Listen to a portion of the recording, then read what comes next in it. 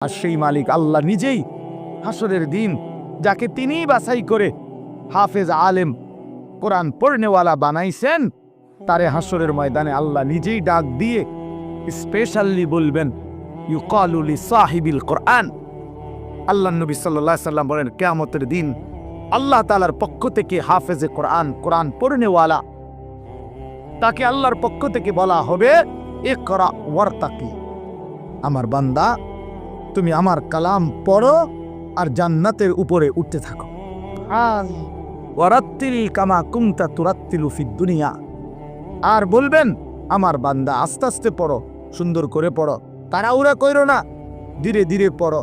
তোমার লিফট আমি আল্লাহ অন করে দিছি, তুমি মাঝখান দিয়ে কোনো সুইচ বাটন টিপো না, তুমি কোনো টিপ দিবা না সুইচ, এটা উঠতেছে রে লিফট, এটা এটার মতোই উঠবে, তুমি শুধু পড়তে থাকো আর তাড়াহুড়াও করো না, আস্তে আস্তে তার তিলের সাথে সুন্দরভাবে যত্ন নিয়ে মহব্বত দিয়ে তাজবিদ মাখরাজ সব বিশুদ্ধ উচ্চারণ ঠিক রেখে তুমি ধীরে ধীরে পড়তে থাকো। তোমার লিফট অন করা আছে, এটা উঠতেছে উঠতেছে উঠতেছে, তো থামবে কখন, থামবে কোথায়? ফাইন্না মানজিলাতাকা ইনদা আখিরি আয়াতিন তাকরাউহা, তোমার তেলাওয়াত যেখানে গিয়ে শেষ হবে তোমার লিফট স্বয়ংক্রিয়ভাবে সেখানেই থেমে যাবে। ওইটাই তোমার মঞ্জিল, ওইটাই তোমার ঘর, ওইটাই তোমার ফ্ল্যাট, ওইটাই তোমার বাসভবন। হ্যাঁ, 30 পারা কোরআন শেষ করবা তো তুমি 6000-এর চাইতে বেশি কালা পার করে ওইখান থেকে হাত নাড়াইবা যে এই যে ভাই সাহেব আমি এখানে আছি, গ্রামবাসী দেখেন আমি এখানে আছি। এজন্য কোরআনুল কারীমের হাফেজ অনেক দামি, অনেক দাম। আপনার চোখে এটা একটা সামান্য পাগড়ি, আমাদের চোখে এটা অনেক কিছু, এটা অনেক কিছু। এটা 300 টাকার একটা পাগড়ি না, এটা অনেক বড় সম্মান, অনেক বড় এজাজ, অনেক বড় মর্যাদা। এটা আল্লাহর দান, যালিকা ফাদলুল্লাহ ইউতিহি মান ইয়াশা। আল্লাহ বলছেন এটা আল্লাহ তাআলার অনুগ্রহ, আর তিনি যাকে ইচ্ছে করেন এমন দয়া তিনি তাকে করেন, আল্লাহই করেন, আল্লাহই করেন। এজন্য স্বপ্ন দেখেন, কলিজা দিয়া বাইবেন, আল্লাহর কাছে দোয়া করবেন, আল্লাহ আমার সন্তান যেন হাফিজ কোরআন হয়, আমার সন্তানকে আপনি আপনার সেই পছন্দনীয় বান্দাদের অন্তর্ভুক্ত করেন, যাদের জন্য আপনি কোরআন দিবেন, যাদের সিনায় আপনি সিদ্ধান্ত নিছেন আমার ছেলেটাকে সেই দলভুক্ত করে দিয়ে। আমি আল্লাহ আমাদেরকে কবুল করে নেন, আমাদের প্রত্যেকের সন্তানকে আল্লাহ তাআলা কোরআন পড়নেওয়ালা বানিয়ে দেন। যেই বাচ্চাগুলো আপনাদেরকে জানাজার নামাজ দেখাইছে, আমাদের সারা বাংলাদেশে আলহামদুলিল্লাহ নুরানি পদ্ধতি এতটা জনপ্রিয়, এখন আমার তো দৃষ্টিতে এখন আর এগুলো কিচ্ছু দেখাইতে হয় না। আলহামদুলিল্লাহ এত বেশি মুসলমান চিনে এখন যে বাচ্চাকে দিন শিখাবে, তো নুরানি পদ্ধতির চাইতে বিকল্প, এর চাইতে সুন্দর চমৎকার কিছু আছে আমার জানা নেই, আর এর চাইতে সুন্দর কিছু জানা নেই। এমন চমৎকার, এমন নিখুঁত উপস্থাপনা আর কোনোখানে নাই, কোনোখানে নাই। একটা একটা করে 3টা চাদর, কোনটা বিছাইলাম, কোনটা আগে দিলাম, কোনটা বামেরটা আগে ডানেরটা পরে, 3টা বান দিলাম, প্রথম বান মাথায়, এইভাবে নিখুঁত উপস্থাপনা, এমন নিখুঁত চমৎকার সুন্দর বলা, নুরানি পদ্ধতির চাইতে আদর্শ পদ্ধতি, চমৎকার পদ্ধতি ছোট বাচ্চাকে দিন শিখানোর, কালেমা শিখানোর, ইসলাম শিখানোর, এর চাইতে আদর্শ কোনো সিস্টেম অন্য কারো কাছে নাই। আলহামদুলিল্লাহ। আমি মদিনা শরীফ মসজিদে নববীতে রাসূলুল্লাহ সাল্লাল্লাহু আলাইহি ওয়াসাল্লামের রওজায়ে আতহার যেখানে, সেই মদিনা শরীফে মসজিদে নববীতে মদিনার বাচ্চারা, ছোট ছোট বাচ্চারা মদিনা শরীফের এই মসজিদে নববীতেই মক্তব পড়ে। ফজরের পরে, আসরের পরে মক্তব আছে, ওখানে অনেক উস্তাদ আছে, আলাদা আলাদা খুঁটির পাশে পাশে উস্তাদরা বসে, আর এই মদিনার সুন্দর সুন্দর ছোট ছোট বাচ্চাগুলা এগুলা পড়তে আসে। আমি অনেক সময় ওগুলোকে বসে বসে দেখি, হজ ওমরায় গেলে, তা আমি নিজে আপনার এরকম বাচ্চা, একবার এক বাচ্চারে বললাম তোমার বইটা দাও, এটা একটু আরবিতে, পায় দিচ্ছে না আমারে। আমি অনেকবার বললাম তোমার এটা দাও আমারে, আমি একটু দেখি। তো তার পাশের ছেলেটা হাসতে হাসতে বলতেছে ওটা ছিঁড়া ছিঁড়া ছিঁড়া দেখে দেয় না, তুমি আমারটা নাও, ওরটা দিতে গেছি। এরপরে আমি ওই বাচ্চারটা নিলাম। এরপরে প্রথম পৃষ্ঠা দিকে খুলে দেখি এই বাচ্চাদের এই মদিনায় আরবে যে বইটা, কায়দাটা বাচ্চাদের মক্তবের, ওটার মধ্যে একেবারে স্পষ্ট বড় অক্ষরে লেখা আছে আল কায়দাতুন নুরানিয়া, নুরানি কায়দা। আমি পরে 4 রিয়াল দিয়া এটা কি নঞ্চ আমার কাছে আছে নুরানি কায়দ, মানে এই নুরানি পদ্ধতি। হযরত মাওলানা কারি বেলায়েত হোসাইন রহমতুল্লাহ আলাইহ, এই মহামানবটি 43 বছর একটানা উনি বলছেন আমাকে, হাফিজ হুজুর রহমতুল্লাহ আলাইহ বলছিলেন, হাফিজ হুজুর বলছিলেন, হাকিমুল উম্মত মুজাদ্দিদুল মিল্লাত হযরত মাওলানা শাহ আশরাফ আলী থানভী রহমতুল্লাহ আজাল্লেস, বড় উঁচা একজন খলিফা ছিলেন হাফিজ হুজুর রহমতুল্লাহ আলাইহ। বাংলাদেশের সমস্ত ইমানদার ওনার নাম জানে, হাফিজ রহমতুল্লাহ আলাইহ।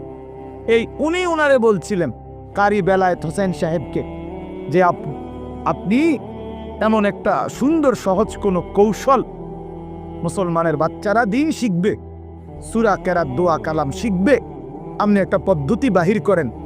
উনি 43 বছর একটানা ওই নুরানির বই, বাচ্চাদের যে বই পড়ায়, আপনি বইয়ের শুরুতে ভূমিকাতে এটা লেখা আছে। উনি বলছেন আমার 43 বছরের সাধনার ফসল এই নুরানি পদ্ধতি, এই সুরে সুরে বলা, এই টাইনা টাইনা বলা, এই কোনটার পরে কোনটা সিরিয়ালে বলা, 2 রাকাত নামাজে 60টি মাসআলা, এই এমনি এমনি এক সুন্দর তালে তালে কর, অজু ভঙ্গের কারণ এতটি, নামাজ ভঙ্গের কারণ এটা। আমার মাদ্রাসা তো দেখ বাচ্চা ওই যে হুজুরে যে পড়বার সময় এমনি একটু ডুলছে, ও বাচ্চা ওই ঘেটা কইবার সময় ডোলে, আরে তো ডোলো গা, ওই যে ওস্তাদ যে এমনি ডুলছে হেতে এই ডুলাটাও ঠিক রাখছে, এমন নিখুঁত, এমন চমৎকার।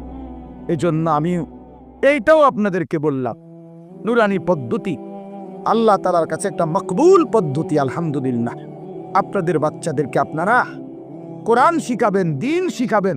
ছোট্টবেলার এই 3 বছরের নুরানি, আমার শায়েখ আল্লামা মুফতি মুশতাকুন নবী সাহেব বলে এই 3টা টিকা 3 বছরে, মানে নুরানির 3টা টিকা দিয়া দিয়েন, মৃত্যু পর্যন্ত আল্লাহকে ভুলবে না, সেজদা ভুলবে না, নামাজ ভুলবে না, সূরা কেরাত আর অশুদ্ধ হবে না, শুদ্ধ হবে।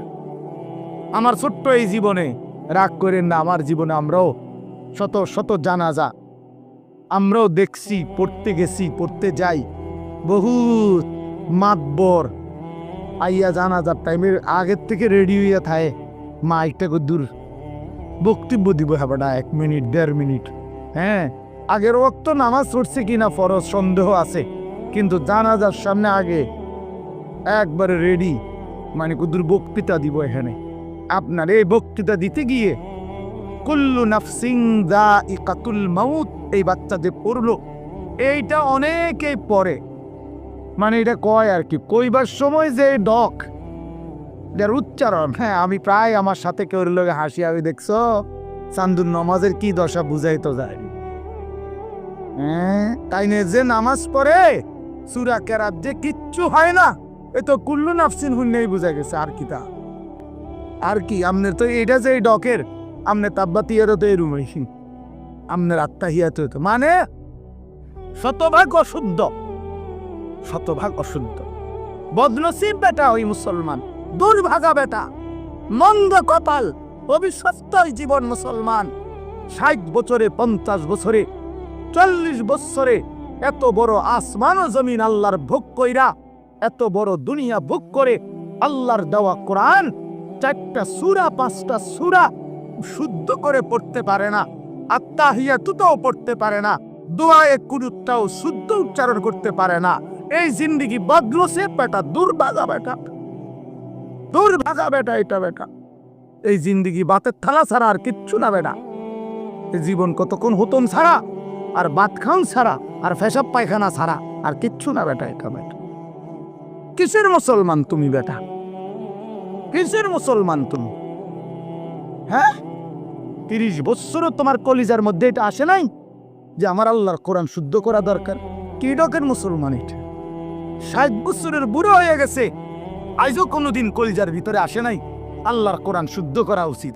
বইয়া বইয়া সাদওয়ানে শুধু গপ মারে আর হুজুরদের বদনাম করে। অমুক হুজুরের আকিদা বালা না, অমুক হুজুরের আকিদারে কামড়াইছে। আমনের আকিদা একবারে সাদওয়ানে বাইয়া বাইয়া পড়তে আছে একদম আমনের আকিদা না। বইয়া বইয়া বিড়ি খায় আর এনে গপ মারে বইয়া বইয়া। আর বেডির নাচ দেখে, টেলিভিশন দেখে, আর হুজুর ঠিক করে অমুক হুজুরের আকিদা বালা না, তাইনের আকিদা বালা। বিড়ি খান না, এটা কোন আকিদা? বিড়ি খানা এটা কি আকিদা? সুন্নি আকিদা না ওয়াহাবি আকিদা? কি তাই? বিড়ি খানা এটা কোনটা পড়ছে? কি সুন্নি জমাতে পড়ছে না ওয়াহাবি জমাতে পড়ছে? কোনটা? কথা বলেন না কেন? এটা কোনটা?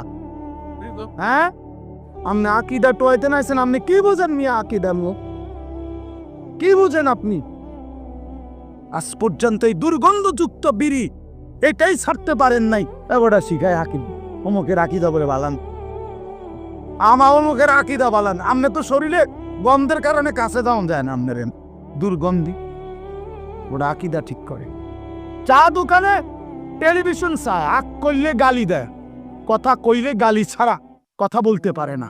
কি আশ্চর্য মুসলমান, অবাক করা মুসলমান। বিড়ি সিগারেট একটি দুর্গন্ধ জাতীয় নিকৃষ্ট বস্তু।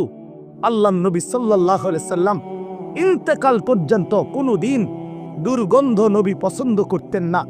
যিনি কাঁচা পেঁয়াজের গন্ধ পছন্দ করতেন না, কাঁচা রসুনের গন্ধ নবী পছন্দ করতেন না, নবীজি ঘামের দুর্গন্ধ পছন্দ করতেন না। আল্লাহ নবী সাল্লাল্লাহু আলাইহি সাল্লাম যখন হাঁটতেন ওই জায়গাটা, রাস্তাটা পুরা মেশক আম্বরের ঘ্রাণ হয়ে যাইত। তার পবিত্র দেহ থেকে ঘাম ঝরিলে সেটা আতর হিসাবে সাহাবায়ে কেরাম ব্যবহার করত। এত পবিত্র, এত সুঘ্রাণ। নবীজি বলতেন, 3টা জিনিস দুনিয়াতে আমার সবচেয়ে প্রিয়। একটা হলো আতর, 1 নাম্বার সুগন্ধি, আতিব। 1 নম্বরে নবীর ভালোবাসার বস্তু ছিল সুগন্ধি, আতর। আল্লাহ নবী সাল্লাল্লাহু আলাইহি সাল্লাম, আমি এই মাত্র আমার হারিস ভাই আমার আতর নিচে এখন মানে দিছি, এখন ওনার ওই যে বয়ান করলো, আমার বন্ধু দোস্ত মানুষ, আমি আতর লাগাইতেছি, চমৎকার গ্রান নেন, আমি হাবিয়ে দিলাম। এই যে এখন দিয়ে পড়ছি পকেটেরটা। তো বলতেছিলাম যে আল্লাহ নবী সাল্লাল্লাহু আলাইহি সাল্লামের সবচেয়ে প্রিয় বস্তু ছিল আতর, যিনি কখনোই দুর্গন্ধ পছন্দ করতে পারতেন না। এই মুসলমান, এই দুর্গন্ধওয়ালা, এই বিড়ির গন্ধওয়ালা মুখ নিয়া সেই নবী যিনি চিরদিন সুগন্ধিময় ছিলেন, তার সামনে কেমনে দাঁড়াইবেন সুপারিশের জন্য? লজ্জা করবে না? হ্যাঁ, শরম করবে না? করেন, ছেড়ে দেন। কোরআনুল কারীমের মধ্যে আছে, ও আপনি করে দেখাইস, এটার কথা হচ্ছে, এটা কইয়া শারীর রাখেন। হ্যাঁ, যে ওদের অসুবিধা কি? ইমাম সাহেব, কোনো যদি হুজুর খায় বিড়ি সিগারেট, মনে করেন কেউ যদি বলে হুজুরে এই তোকা, তা আপনি হুজুরের দুজনে পিঠা খাইব, অসুবিধা জুতে? ওমা, আশ্চর্য কথা। কোনো ব্যক্তি হুজুর হইবেই, উনি কি বেহেশতের থেকে আইছে নাকি? কথা হুজুর হিসাব দিতে হবে না? কথা বলেন না কেন? হুজুরের হাসরের ময়দান নাই, পিসাবের কোনো বিচার আচার নাই। হ্যাঁ, তো এত রঙে চিরা খায় না, পানি দিয়ে খাওয়া লাগে। হ্যাঁ জি, হাসরের ময়দানে আমি আনিসুর রহমানকেও হিসাব দিতে হবে, আমনে শ্রোতাকেও হিসাব দিতে হবে। এত এত তামসা না, এত রঙে চিরা খায় না, পানি দিয়ে খাওয়ান লাগে হিসাব। অবশ্যই যে ব্যক্তি এই প্রকাশ্য গুনাহ করে সে ফাসিক। আপনি হিসাব নেন, এটা ফাসিকের পিছনে নামাজের হুকুম কি জিজ্ঞাসা করেন, যেই কোমারে জিজ্ঞাসা করেন। এই জন্য বলেন বাপ, এ তো মাকরুহ, এ তাহরিমি। এই জন্য আমি অনুরোধ করছি, এই যে দেখেন কোরআন শরীফে আছে, আল্লাহ তাআলা বলেন জাহান্নামীদের খাবার, জাহান্নামীদের যেই খাবার, এই খাবারের বৈশিষ্ট্য লা ইউসমিনু ওয়ালা ইউগনি মিন জু'। এটার অর্থ হইল জাহান্নামীদের খাবারে আল্লাহ বলতেছে লা ইউসমিনু, এটার দ্বারা কোনো পুষ্টি হবে না, অর্থাৎ কোনো শক্তি সঞ্চয় হবে না। আবার ওয়ালা ইউগনি মিন জু', ক্ষুধাও নিবারণ হবে না। তাহলে জাহান্নামীকে যেই খাবার দেওয়া হবে এটার মধ্যে কোনো পুষ্টিও নাই, শক্তিও নাই, আবার ক্ষুধাও নিবারণ হবে না। তো ঠিক বিড়ি সিগারেট এটা পরীক্ষিত, এটার মধ্যে কোনো পুষ্টিও নাই, শক্তিও বৃদ্ধি হয় না, ক্ষুধাও নিবারণ হয় না। তাইলে এটা কি? এটা জাহান্নামী খাবার ছাড়া আর কিচ্ছু হইতে পারে। তো জাহান্নামীদের খাবার। আগুন কোনো মুমিনের প্রিয় হইতে পারে না। যে কবর চিনে, আখিরাত চিনে মিয়া, যে আল্লাহ রাসূলের সামনে দাঁড়াইবে এটা বোঝে, সে আগুন নাকি দিয়া বুকি দিয়া আগুন বাহির করা এটা কোনো ইমানদারের প্রিয় হইতে পারে না। আপনি এটা খানা, আগুন কোনো খানা মিয়া? কথা বলেন না কেন? আগুন খানা? তা আগুন এটা কি? তা এটা 7 আপ? তো এটা কি? তা এটা তো কোনো পানিও না। এটা কি আইটেম? একটা কিছু তো হইব, হয় এটা খানা হইব না এটা পানি হইব। এটা তো পানিও না, খানাও না, তো এটা কি? তা এটা কি? এটা ছি ছি ছি।